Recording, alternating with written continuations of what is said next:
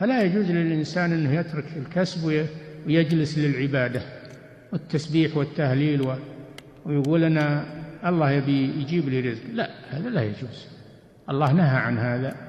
ويصير ذليل يتحرى ما بأيدي الناس، يطلب الرزق ولو بأدنى الحرف، حتى لو يكون حجاما أو كناسا يطلب الرزق ولو بأدنى المكاسب، ولو هي ما هي بشريفة.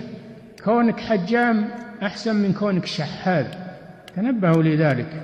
كونك حجام أو كناس تتعيش من كسبك أحسن من كونك شحاذ تسأل الناس.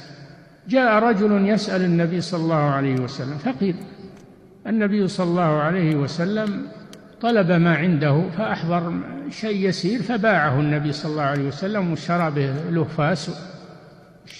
له فأس وقال له خذ هذا واذهب ولا أراك كذا وكذا من الأيام.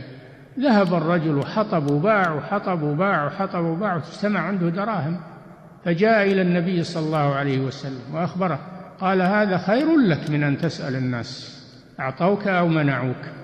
يعني الكسب طلب الرزق ولو تحطب على راسك تبيع أزين لك منك تسأل الناس.